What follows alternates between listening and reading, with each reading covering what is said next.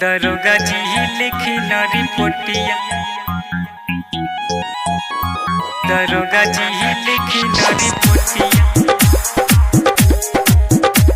दरोगा जी लिखी न रिपोर्टिया। DJ Amit Tiwari, DJ Amit Tiwari. दरोगा जी लिखी न रिपोर्टिया।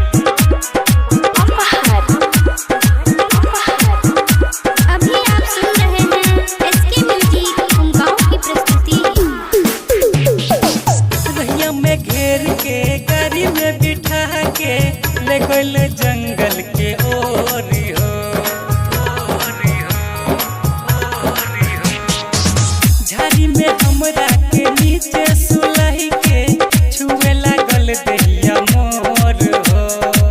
कतबो चिल्लाई चाहे हथवा छोड़ाई हमके छोड़े नहीं करे बल जोर। दरोगा जी लिखी न रिपोर्टिया।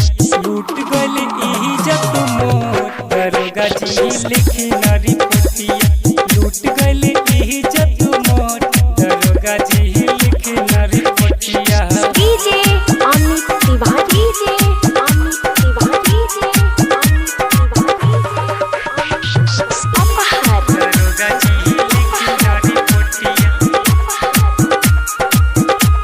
दरोगा जी लिखी न रिपोर्टिया।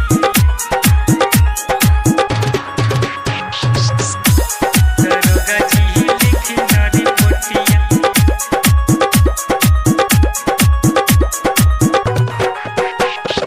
जात रही पढ़े कोनो साथ में न रहे। ई अकेले के फायदा उठा ले बारे।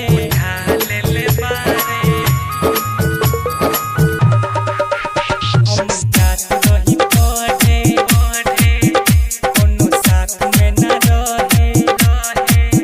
ई अकेले के फायदा उठा ले बारे। कतबो चिल्लाई चाहे हथवा छोड़ाई हमके छोड़े नहीं करे बल जोर।